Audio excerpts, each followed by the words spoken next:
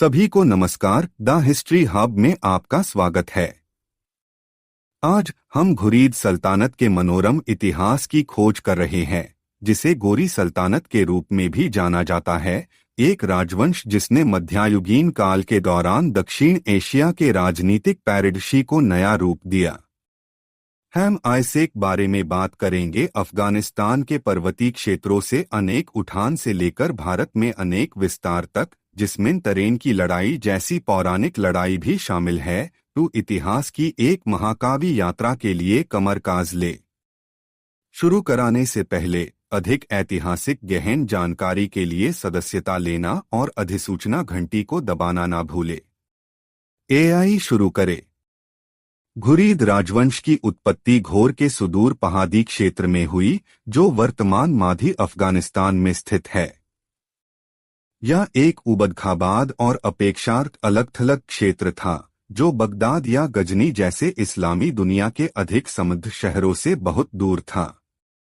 अनेक क्षेत्र में शुरुआती दिनों में घुरिद्स एक छोटी जनजाति शक्ति थे और अनेक प्रमुखता में आने से पहले वे गजनवी साम्राज्य के जागीरदार थे।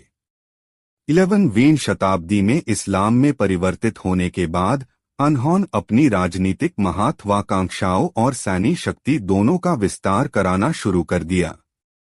घुरिदों के लिए महत्वपूर्ण मोड़ आला अल-दीन हुसैन के अधीन आया, जिन्होंने 1151 में गजनवी राजधानी गजानी पर कब्जा कर लिया।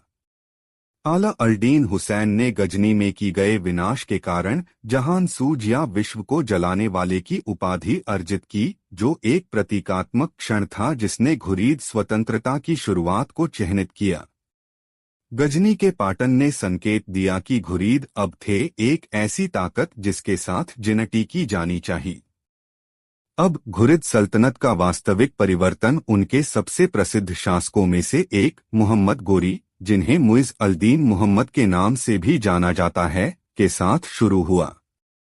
उन्हें अक्सर भारत में उनके सैन्य अभियानों के लिए याद किया जाता है, लेकिन इससे पहले वह थे पूरे मध्य एशिया में घुरिद शक्ति को मजबूत करने पर ध्यान केंद्रित किया। मोहम्मद गोरी ने अपने भाई घियाथ अल-दीन के साथ घोर से परे घुरिद साम्राज्य का विस्तार किया, आधुनिक ईरान, अफगानिस्तान के प्रमुख शहरों पर कब्जा कर लिया और यहां तक कि मध्य एशिया तक पहुंच गया। 12वीं शताब्दी के अंत तक घुरिद सल्तनत एक थी प्रमुख क्षेत्रीय शक्ति, और मोहम्मद गोरी ने अपना ध्यान भारत की संपत्ति और संपदा की ओर लगाया।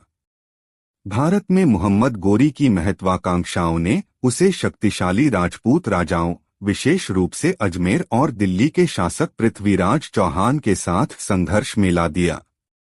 ये दोनों भारतीय इतिहास में सबसे प्रसिद्ध टकरावों में से एक में मिलेंगे। तराइन की लड़ाई। 1191 में तराइन की पहली लड़ाई में मोहम्मद गोरी की सेना ने पृथ्वीराज चौहान की राजपूत सेना का सामना किया।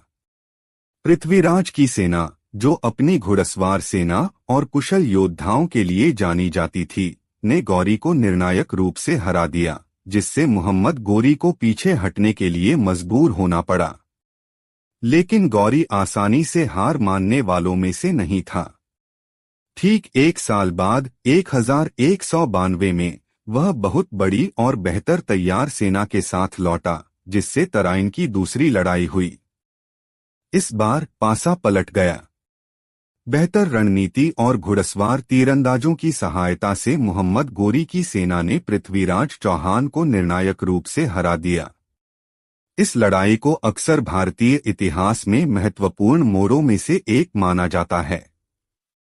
तराइन में गोरी की जीत ने इस्लामी शासन के लिए प्रवेश द्वार खोल दिया। उत्तरी भारत। इस जीत के बाद गोरी ने दिल्ली और अजमेर जैसे प्रमुख शहरों पर अपना कब्जा स्थापित कर लिया और दिल्ली सल्तनत बनने की नींव रखी। उसका सेनापति कुतुब अल-दीन ऐबक बाद में दिल्ली का पहला सुल्तान बना। 1206 में मोहम्मद गोरी की मृत्यु ने भारत में उनकी प्रत्यक्ष भागीदारी को समाप्त कर दिया, लेकिन उनकी विरासत कायम रही। उनके भरोसेमंद जनरल कुतुब अल-दीन ऐबक ने भारतीय क्षेत्रों पर नियंत्रण कर लिया और दिल्ली सल्तनत की स्थापना की, जिसने आगे चलकर शासन किया 3 शताब्दियों से अधिक। इस काल की स्थापत्य विरासत को आज भी कुतुब मीनार जैसी जगहों पर देखा जा सकता है, जिसे ऐबक के शासन के तहत शुरू किया गया था। घुरिड्स ने सांस्कृतिक और राजनीतिक रुझानों को भी गति दी, जो आने वाली पीढ़ियों के लिए इस क्षेत्र को प्रभावित करेंगे। घुरिदों ने फारसी संस्कृति, भाषा और प्रशासनिक प्रणालियों की शुरुआत की, जो स्थानीय परंपराओं के साथ मिश्रित होकर एक अद्वितीय इंडो-इस्लामिक सभ्यता का निर्माण किया। वास्तुकला से लेकर साहित्य तक उनका प्रभाव आज भी महसूस किया जा सकता है। उनकी सफलताओं के बावजूद मुहम्मद गोरी की मृत्यु के बाद घुरिद सल्तनत लंबे समय तक नहीं टिकी।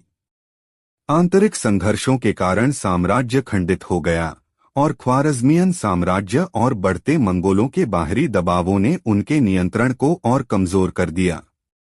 13वीं शताब्दी की शुरुआत तक घुरिद साम्राज्य काफी हद तक समाप्त हो गया था, लेकिन उनकी विरासत बाद के राज्यों और राजवंशों के माध्यम से जारी रही। विशेष रूप से दिल्ली सल्तनत की नींव का अधिकांश हिस्सा घुरिदों के कारण था। कई मायनों में घुरिद सल्तनत मध्य एशिया और भारतीय उपमहाद्वीप के बीच एक पुल था,